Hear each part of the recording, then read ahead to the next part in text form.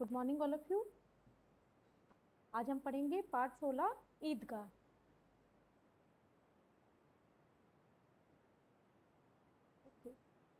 हाँ, प्रस्तुत कहानी में त्योहारों पर होने वाली खुशियों और भाईचारों का दृश्य दर्शाया गया है। इसी क्रम में एक छोटे बालक के रूप में एक ऐसे पात्र को गढ़ा गया है जो अपनी दादी के लिए अपनी इच्छाओं को दबा लेता है। इस कहानी के माध्यम से बाल मनोविज्ञान का बड़ा ही सजीव और मार्मिक चित्रण किया गया है। पाठ 16 ईदगाह। इस कहानी में त्योहारों पर होने वाली खुशियां।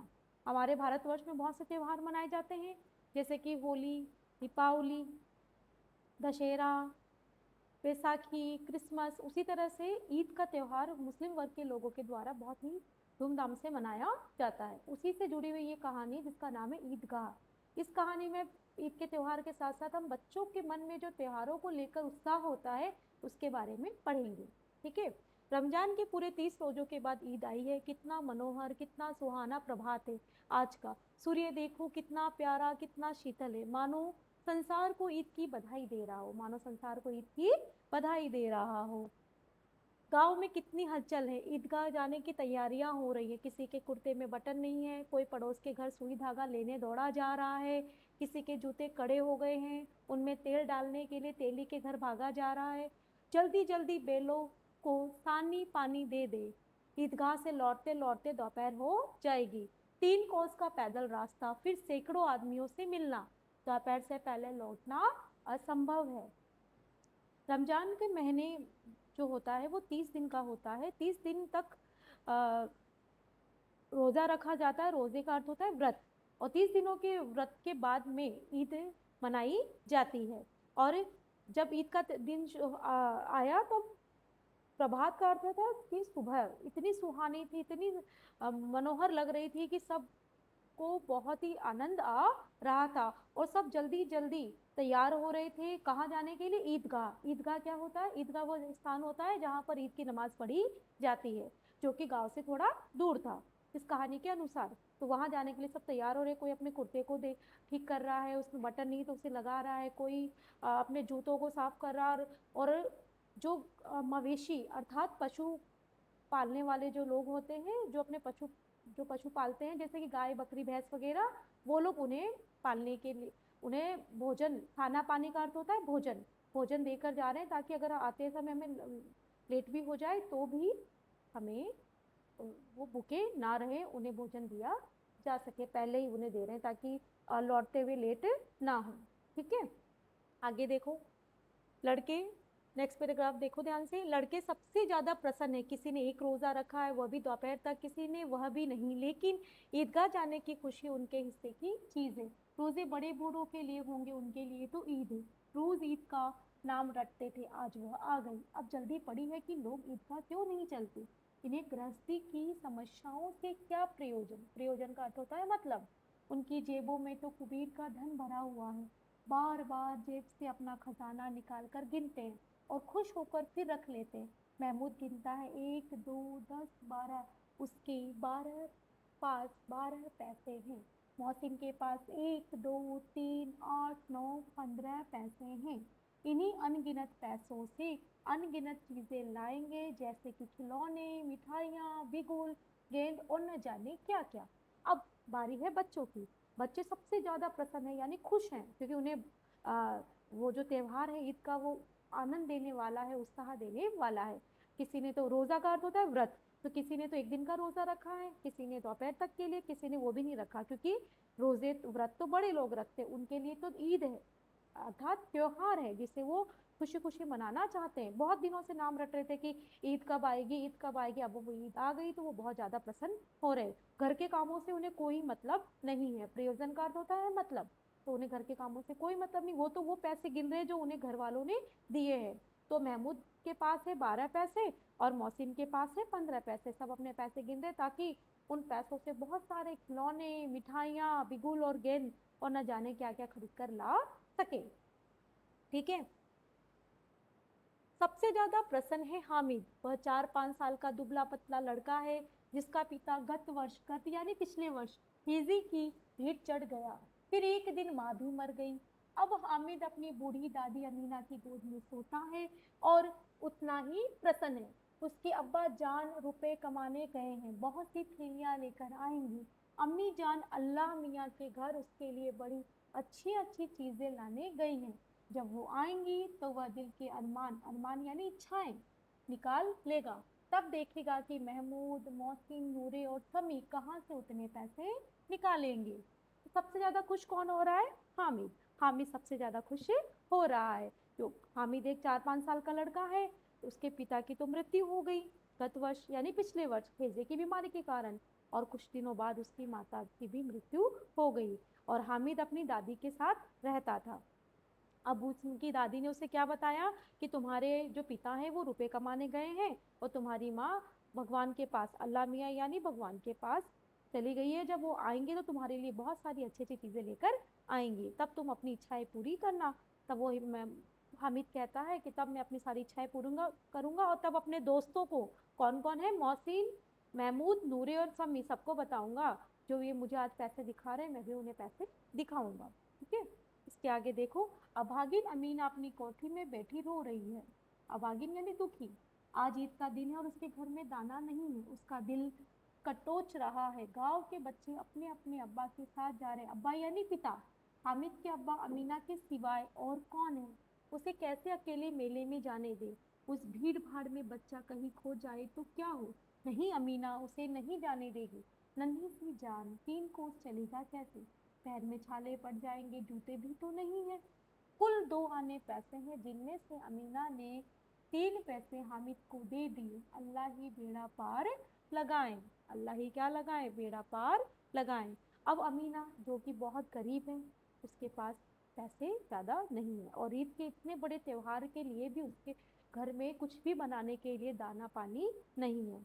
वो दुखी हो रही है, उसका दिल कटोच रहा है, अर्थात दुखी हो रहा है, क्योंकि सारे बच्चे अपने पिता के साथ ईदगाह जा रहे हैं, लेकिन हामिद के पिता नहीं है तो वो अकेला कैसे जाएगा? ये बात सोचकर दादी को बहुत दुख हो रहा है। साथ ही बहुत दूर पैदल चलना है, 3 कोस का रास्ता है, और उसके पैरों में जूते भी नहीं है, इसलिए उसके छाले पड़ जाएंगे। ये सोच भी दादी को बहुत परेशान कर रही है। ठीक है। आगे देखो, गांव से मेला चला और बच्चों के साथ हामिद भी जा रहा था। कभी सबके सब दौड़कर आगे निकल जाते थे, फिर किसी पेड़ के नीचे खड़े होकर साथ वालों का इंतजार करते हैं। हामिद के पैरों में तो जैसे पर लग गए हैं। वह कभी थक सकता है, वह कभी थक सकता है।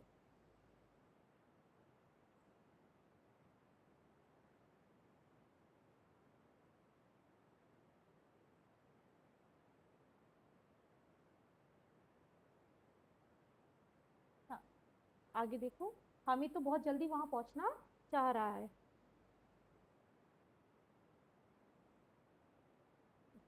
ध्यान से देखो, शहर का दामन आ गया, बड़ी बड़ी इमारतें आने लगी। यह अदालत है, यह कॉलेज है, यह क्लब घर है। सहसा ईदगाह नजर आया। ऊपर इमली के घने वृक्षों की छाया है। नीचे पक्का फर्श है जिस पर जाजिम बिछा हुआ है, जिससे जाजिम बिछा हुआ है। रोजेदारों की पंक्तियां एक के पीछे एक न जाने कहाँ तक चली गई। यहाँ कोई धन और पद नहीं देखता। इस्लाम की नजर में सब बराबर है। इन ग्रामीणों ने भी प्रवेश किया और पिछली पंक्ति में खड़े हो गए। कितना सुंदर संचालन है, कितनी सुंदर व्यवस्था। लाखों सिर एक साथ सिजदे, सिजदे यानी प्रार्थना में झुक जाते हैं, फिर सबके सब एक साथ खड़े हो जाते हैं, मानो भ्रातृत्व का एक पुत्र इन समस्त आत्माओं को एक लड़ी में पिरोए हुए हो। भातृत्व का अर्थ होता है भाईचारा।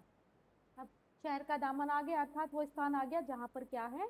ईदगाह है। वहां पर शहर में बहुत बड़ी बड़ी इमारतें हैं, कॉलेज हैं, अदालत हैं, क्लब घर है। बच्चे उनको देखकर ठगे से रह जाते हैं। फिर इमली के घने वृक्षों की छाया में एक पक्का फर्श बिछा हुआ है, उसके ऊपर जाजिम अर्थात चादर या दरी बिछी हुई है, और वहां पर जितने भी रोजेदार हैं जो ईद की नमाज पढ़ने आए हैं, वो सबके सब क्या कर रहे हैं? नमाज के लिए खड़े हो गए हैं। और सब फिर नमाज शुरू करते हैं, और सारे के सारे लोग एक साथ सजदे में अर्थात प्रार्थना में झुकते हैं और फिर खड़े हो जाते हैं। ऐसा लगता है मानो कि भाईचारे की सबसे बड़ी मिसाल यही देखने को मिलती है। क्यों? क्योंकि इस्लाम की नज़र में कोई भी बड़ा या छोटा नहीं होता, ना कोई अमीर होता है, ना कोई गरीब होता है, ना कोई बड़ा होता है, ना कोई छोटा होता है। इस्लाम धर्म में सब बराबर होते हैं। तो जब ईद की नमाज जहाँ पढ़ी जा रही थी, वहां पर सारे रोजेदार एक साथ एक लाइन में खड़े थे और सबके सब वहीं पर ईद की नमाज पढ़ रहे थे। ऐसा नहीं था कि कोई अमीर है तो वो आगे खड़ा होगा या कोई गरीब है तो वो पीछे खड़ा होगा, नहीं, सारे के सारे एक साथ जहां जिसे जगह मिली वो वहां पर खड़े होकर नमाज पढ़ने लगे। ठीक है, नेक्स्ट देखो। नमाज खत्म हो गई, लोग एक दूसरे के गले मिल रहे हैं, तभी मिठाई और खिलौनों की दुकानों पर धावा होता है। ग्रामीणों का यह दल किसी भी विषय में कम उत्साही नहीं है। ये देखो हिंडोला है, यह चरखी है, लकड़ी के हाथी घोड़े ऊंट छड़ों से लटके हुए, एक पैसा देकर बैठ जाओ और 25 चक्कर का मजा लो। महमूद और मोहसिन, नूरे और सिमी इन घोड़ों और ऊँटों पर बैठते हैं। हामिद दूर खड़ा है, 3 ही पैसे तो उसके पास है, अपनी कोष का तिहाई जरा सा चक्कर खाने के लिए नहीं दे सकता। अब हामिद एक गरीब लड़का है, उसके पास ज्यादा पैसे नहीं है, तो उसके पास सिर्फ और सिर्फ 3 पैसे हैं। तो जैसे ही नमाज खत्म हुई, सारे सब लोगों ने एक दूसरे को ईद की बधाई दी। उसके बाद जहाँ पे मिठाई और खिलौनों की दुकानें थी वहां सारे लोग पहुंच गए। सबसे पहले जो बच्चे हैं वो कहाँ गए, हिंडोलों के पास, हिंडोलो यानी झूलों के पास। तो एक चक्कर के सॉरी 25 चक्कर के 1 पैसे देने थे, तो हामिद के पास 3 ही पैसे थे, तो उसने 25 चक्कर के लिए 1 पैसे देना उचित नहीं समझा, इसलिए उसने वहां पर झूला नहीं झूला। तो वहां पे बहुत सारे झूले थे, ऊँटों हाथी घोड़ों से बने हुए चक्करदार झूले। तो बस सारे बच्चे उन पे झूल रहे थे, लेकिन हामिद वहां पर नहीं झूला, वो वहां से वापस आ गया। अब आगे देखो। सब चरखियों से उतरकर खिलौनों की दुकानों की ओर बढ़ते हैं। वहां कितने सुंदर खिलौने हैं, अब बोलना ही चाहते हैं, जैसे सिपाही और गुजरिया, राजा और वकील, भिश्ती और धोबिन। महमूद सिपाही लेता है, मोहसिन को भिश्ती पसंद आया, नूरे को वकील से प्रेम है, सब 2-2 पैसों के खिलौने हैं। जैसे ही सब बच्चे झूले झूल कर आते हैं तो वो सारे के सारे खिलौनों की दुकानों पर पहुंच जाते हैं। बहुत सुंदर सुंदर खिलौने हैं वहां पर, सिपाही हैं, गुजरिया हैं, राजा है, वकील है। अब बच्चे अपने अपने पसंद के खिलौने लेना चाहते हैं। तो महमूद तो सिपाही लेता है, मोहसिन लेता है भिश्ती, और नूरे वकील खरीदता है। क्योंकि सारे पैसे दो दो सारे खिलौने 2-2 पैसों के थे, हामिद के पास तो 3 ही पैसे थे, इसलिए उसने वहां पे खिलौने भी नहीं खरीदे। आगे देखो। हामिद के पास कुल 3 पैसे हैं, इतने महंगे खिलौने वो कैसे ले, खिलौना कहीं हाथ से छूट पड़े तो चूर चूर हो जाए, जरा पानी पड़े तो सारा रंग धुल जाए, ऐसे खिलौने लेकर वह क्या करेगा। खिलौने के बाद मिठाइयाँ आती हैं, किसी ने रेवड़ियाँ ली हैं तो किसी ने गुलाब जामुन, किसी ने सोहन हलवा, सभी बड़े मजे से खा रहे हैं। हामिद उनकी बिरादरी से अलग, अभागे के पास 3 पैसे हैं, ललचाई आंखों से सबकी ओर देखता है। अब हामिद के पास 3 पैसे हैं, क्योंकि खिलौने 2-2 पैसे के थे, इतने महंगे खिलौने वो नहीं लेना चाहता था, इसलिए उसने खिलौने नहीं लिए। अब सारे बच्चे पहुंच जाते मिठाइयों की दुकानों पर, और जहां पर कोई तो गुलाब जामुन खरीदता है, कोई सोहन हलवा, कोई रेवड़ियाँ, और सब मजे से खाते हैं। लेकिन हामिद के पास मिठाई खरीदने के भी उतने पैसे नहीं थे, इसलिए उसने मिठाई भी नहीं खरीदी, और एक अभागे की तरह ललचाई आंखों से सबकी ओर देख रहा था, लेकिन उसने मिठाई नहीं खरीदी। आगे देखो। मिठाइयों के बाद कुछ दुकानें लोहे की चीजों की हैं, कुछ गिलट और कुछ नकली गहनों की। लड़कों के लिए यहाँ कोई आकर्षण नहीं है, वे सब आगे बढ़ जाते हैं। हामिद लोहे की दुकान पर रुक जाता है, कई चिमटे रखे हुए हैं।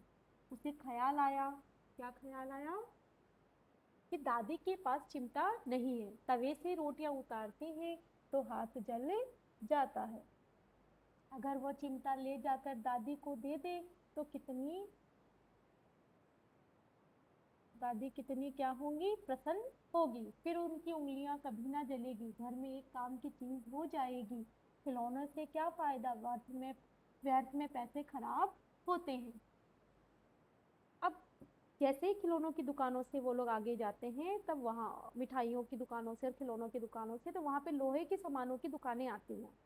अब बच्चों को तो वहां पर कोई भी चीज अपने लायक नहीं नजर आती, लेकिन हामिद वहां रुक जाता है और उसकी नजर चिमटे पे पड़ती है। जैसे उसकी नजर चिमटे पे पड़ती है तो उसे याद आता है कि उसकी दादी जब तवे से रोटियां उतारती थी तब उनके हाथ जल जाते थे। तब वो तो अपनी दादी के बारे में विचार करता है और वहां पर चिमटे लेने की सोचता है।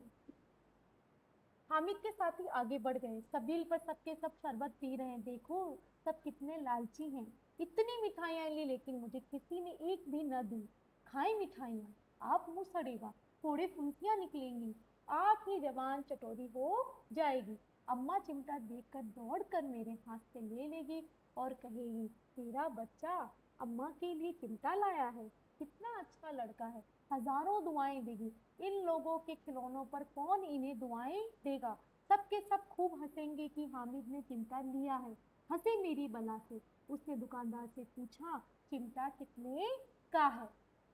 अब हामिद को सब पे क्रोध आता है। क्यों? क्योंकि सबने इतनी मिठाइयां खाई लेकिन किसी ने भी उसे नहीं दी। तो वो थोड़ा सा गुस्से में आकर कहता है कि कोई बात नहीं, मुझे मिठाइयां नहीं दी तो इन सब के मुंह खराब होंगे, इनके मुंह सड़ेंगे और इन्हें ही फुंसियां होगी और इन्हीं की जबान चटोरी होगी। लेकिन जब मेरी दादी चिमटा देखेगी तो वो बहुत खुश होगी और उस चिमटे से अपने रोटियां उतारेगी और उनके हाथ नहीं जलेंगे। तब वो मुझे बहुत सारी दुआएं अर्थात आशीर्वाद देंगी। फिर वो दुकानदार से पूछता है कि ये कितने का है। ठीक है, चिमटा कितने का है, आगे देखो।